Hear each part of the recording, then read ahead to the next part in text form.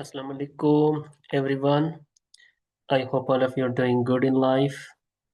This is Hissam Fareed, and I am here with another lecture, which is going to be part of the series called Educational Psychology, which I have already uploaded on YouTube. I have so far uploaded 4 videos, which means 4 lectures. This is going to be video lecture number 5 of that series, and I hope you're going to enjoy it. And the series, this is about classroom management and modern education, as you can see it on the screen. See, first of all, let me tell you that in modern education, classroom management is very, very important. You cannot imagine a teacher, if you are a teacher, you cannot imagine modern education without knowing, without having a working understanding of classroom management. That I can say with full certainty, which means that classroom management is significant, relevant, and if you are a teacher looking for teaching jobs, especially abroad or in any well-known school here inside Pakistan, you must have a working understanding of classroom management. Okay. If you are, for example, currently teaching at any private school or college, just learn about classroom management and then try to apply it practically to different classes that you take daily.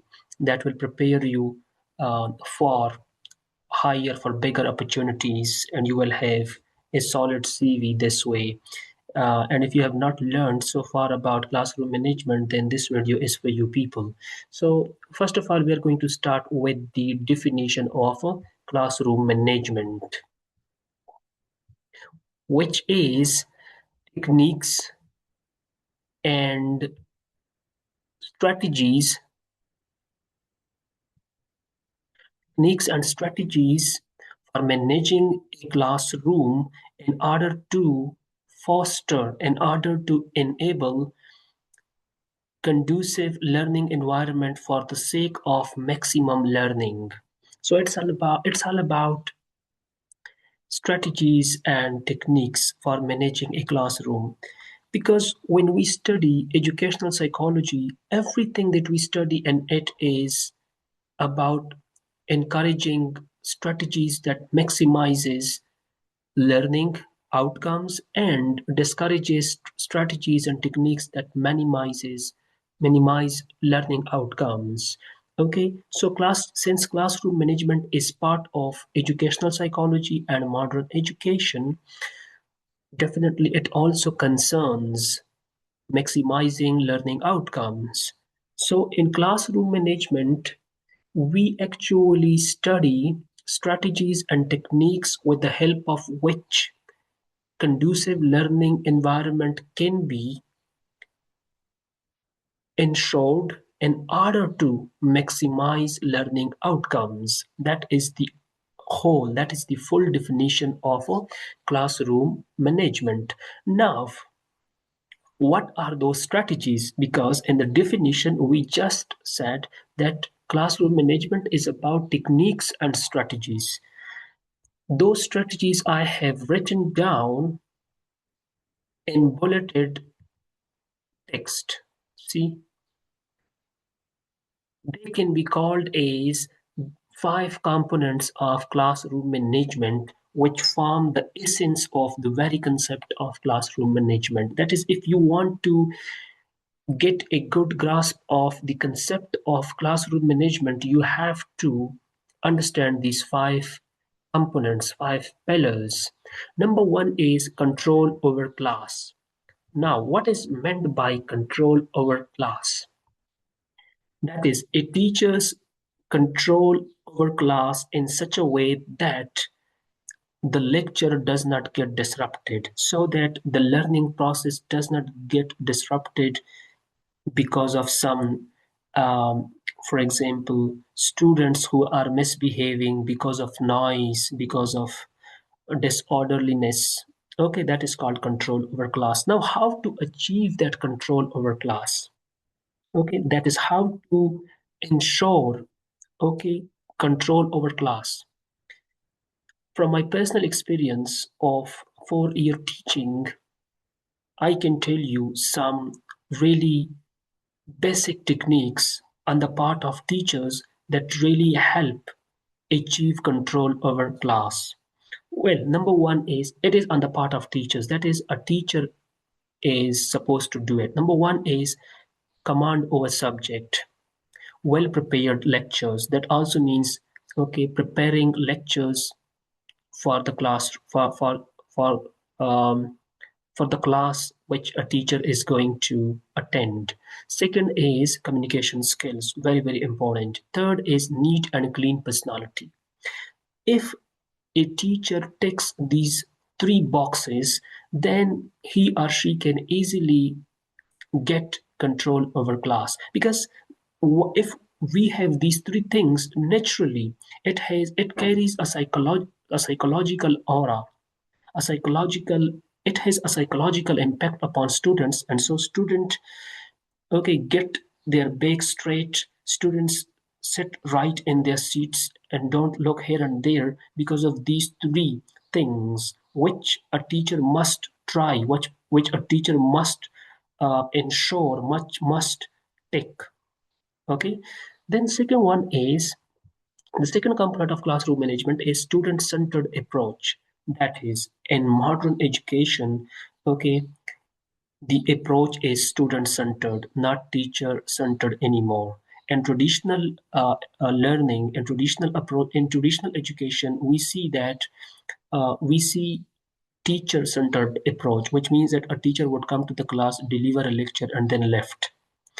But this is no more the case. In modern education, a teacher is expected to adopt student-centered approach. That means to encourage students to actively participate in classroom activities. That's all. Now, how to do that? It also has different techniques. And from my personal experience, I can tell you those techniques are asking students questions, okay, in order to uh, provoke, in order to kindle discussion, okay, asking students to have an opinion about a certain topic, calling students on the stage to say something about different things or for presentation sake, okay, encouraging students to question teacher.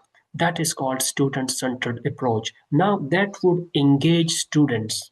That would make students participate actively in class. When they participate actively, there will be zero disruption. Okay, students won't be bored because it is said that bored student is equal to disrupted class, because which means that if students are bored, then they will cause disruption in the class, they will make noise, they will create disturbance, do things that will break the flow of class. But if students are engaged with all their attention, then there will be nobody left to furnize, there will be nobody left to do some mischief. Okay, so that is student-centered approach, which is one of the components of classroom management. Okay, so as a teacher, as a good class manager, a teacher is supposed to adopt student-centered approach in order to ensure conducive learning environment for the sake of maximizing learning outcomes. Then the third one is inclusive classroom practices. That is very important in modern education. Unlike traditional education, modern education does not have room for exclusive classroom practices. By exclusive classroom practices, okay, in order to make you understand what is meant by exclusive classroom practices, which is the opposite of inclusive classroom practices, which I have written here, I would give you an example. In traditional learning, you all have been through schools. Okay, so a teacher would come in the classroom, there would be there would be a group of students who would be very dull, they would not take interest in studies and learning, okay, and so a teacher would label them as badshah, which means that okay, nobody a teacher would not punish them if they would not learn their lesson, a teacher would not ask them question, okay, so it's like they were ghettoed.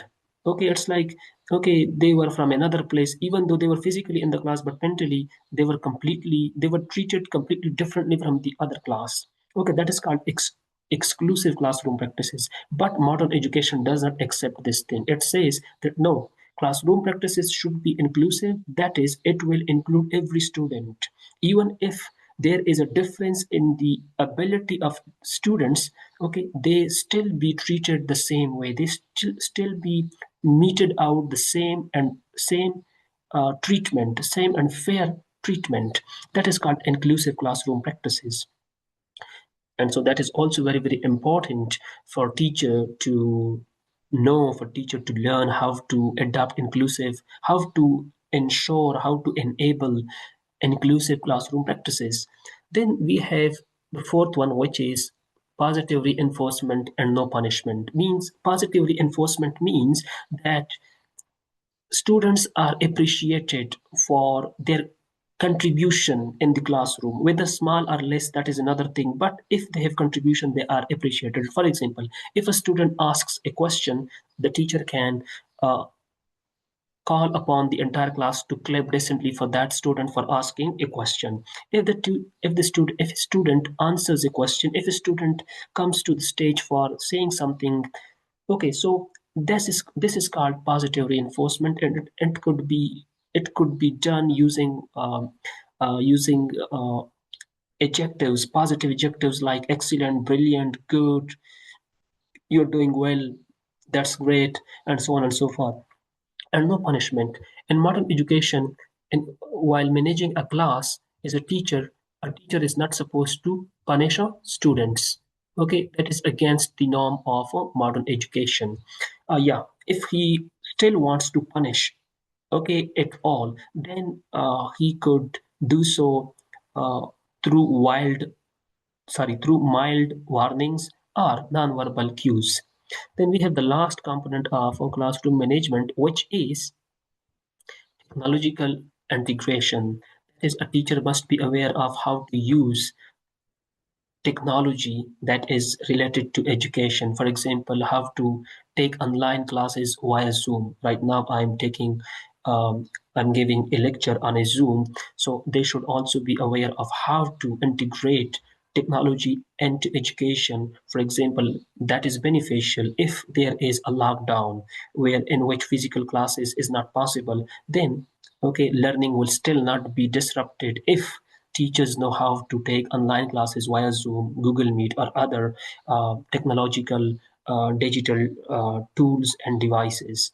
That's all for today. So with it, we come to the end of this video lecture. So we discussed classroom management and how it is related to modern education. Then we defined it, and after definition, we also um, explained 5 components of classroom management. Hopefully, you enjoyed it and found it instructive. Thank you very much for your time. Till then, take good care of yourself. I'm going to come up with another video lecture which will be about something else, but it would necessarily be part of the series called Educational Psychology. Thank you once again. Take good care of yourself.